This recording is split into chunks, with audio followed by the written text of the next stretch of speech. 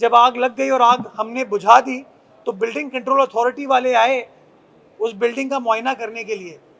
यार नक्शा अगर अप्रूव बिल्डिंग कंट्रोल अथॉरिटी ने नहीं किया था, कंटोनमेंट बोर्ड फैसल ने किया था, रेगुलराइज उसको कंटोनमेंट बोर्ड फैसल ने किया था, तो मैं समझता हूँ आग बुझाने के लिए भी उनकी टीम को आने की ज़रूरत थी, वो नहीं आई।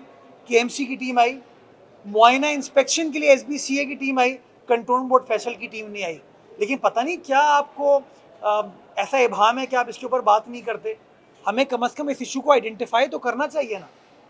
मैं बार बार कहता हूँ शहर के अंदर मल्टीपल जुरिस्डिक्शन हमारे शहर में इन्फोर्समेंट ऑफ लॉ के लिए सबसे बड़ी परेशानी है, और इस मल्टीपल जुरिस्डिक्शन का कोई ना कोई आसान हल हमें निकालने की ज़रूरत है। अदरवाइज मैं समझता हूँ ये मामला सस्टेनेबल अंदाज से हल नहीं हो सकते। ये इसका नक्शा अप्रूव किसने किया, इसको रेगुलराइज किसने किया, ये आप सब जानते हैं। लेकिन अनफॉर्चुनेटली मुझे तो बड़ा दुख हुआ जब फायर ब्रिगेड के अमले को बजाय इसके कोई शाबाशी देता, मुझे बताया गया कि एसपी साहब ने भी उनके साथ बदतमीज़ी की। जो डीसी साहब थे उन्होंने भी उनका रवैया कोई इतना खुशगवार उनके साथ नहीं था, और बाद में एफआईआर भी उन बहादुर फायर ऑफिसर्स के खिलाफ, रेस्क्यू ऑफिसर्स के खिलाफ काट दी गई जिन्होंने 35 लोगों की जानें बचाई हैं। ये बड़ा एक बदकिस्मत सिचुएशन हमारे मुल्क में है जहाँ पे हम सेंसेशनलिज्म को बिलीव करते हैं, हम चीज़ों को रिजॉल्व करने पर बिलीव नहीं करते। हमें हमें हमें हमें इदारों के ऊपर भरोसा रखना चाहिए। आखिर में तसी जो है ना वो इदारे ही लेके आएंगे। हम जो फायर डिपार्टमेंट का अमला है जो कि आग में उतरता है ना, मैं समझता हूँ उनकी इंटरेस्ट में है कि वो इस ऑडिट को अच्छे तरीके से करें, ऐसी रिकमेंडेशन सरकार को दें जिन रिकमेंडेशंस की अमल दरामद से इस तरह के मामला को हम हल कर पाएंगे। मैं एक छोटी सी मिसाल देता हूँ। ये आग लगी ना, दुनिया भर में स्प्रिंकलर होते हैं, अगर इस बिल्डिंग में स्प्रिंकलर लगा होता तो शायद आतिशज़दगी को रोका जा सकता था। अगर इस बिल्डिंग के अंदर फायर सेफ्टी एग्जिट होता, जो कि मैंने उसके नक्शे में देखा है कि फायर सेफ्टी एग्जिट का निशान है उसके अंदर, लेकिन गालिबन नहीं था वो।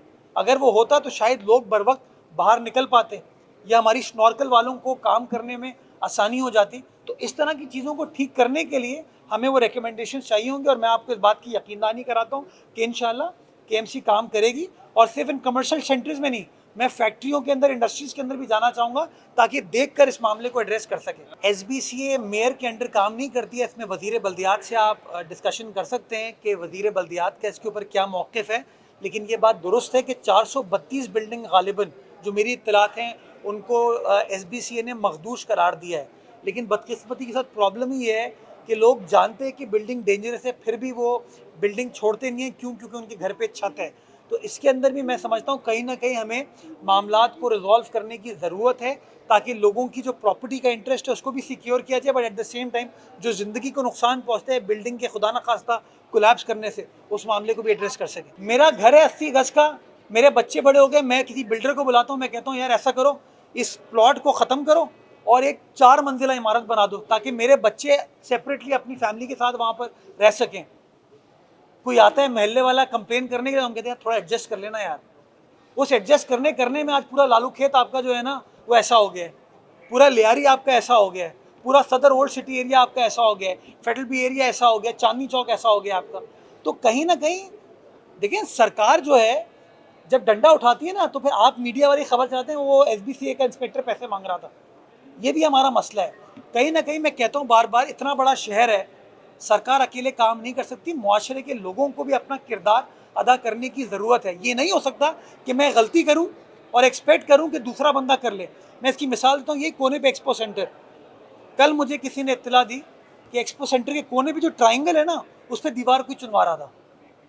वो मैंने तोड़वाई है रात को, आपने देखा वो दीवार तोड़ी है, और वहाँ पर हमारी वार्डन की गाड़ी खड़ी है। तो यार मतलब इदारे काम करने को तैयार हैं, लेकिन ये नहीं हो सकता कि मैं खुद अपने ज़ाती मकसद के लिए तो गलतियां करूं और इल्ज़ाम फिर किसी ऊपर डाल दूं। ये तभी चीज़ें ठीक होंगी जब हम सब मिलकर कोऑपरेट करेंगे, काम करेंगे, चीज़ें बेहतर होंगी। एक टास्क दिया है फायर सेफ्टी डिपार्टमेंट को केएमसी के, आपके फायर सेफ्टी ऑडिट होने की ज़रूरत है कराची में जो बड़ी बड़ी बिल्डिंग्स हैं, कमर्शियल कॉम्प्लेक्सेस हैं, ताकि वो देखा जा सके कि उन बिल्डिंग्स के अंदर क्या फायर सेफ्टी का इक्विपमेंट को इंस्टॉल किया गया है, नहीं किया गया, और क्या उसके अंदर इमरजेंसी एग्ज़िट अवेलेबल है नहीं है।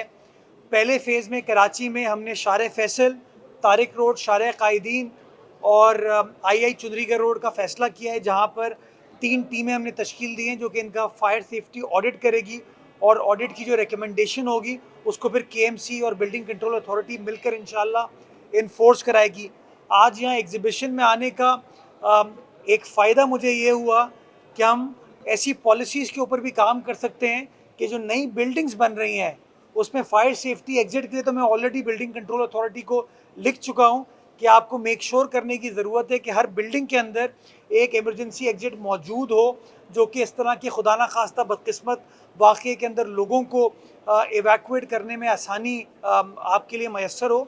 लेकिन उसके साथ साथ जो फायर सेफ्टी इक्विपमेंट होता है, स्प्रिंकलर वगैरह होते हैं, उसके हवाले से मैं समझता हूँ कानून साजी करने की ज़रूरत है।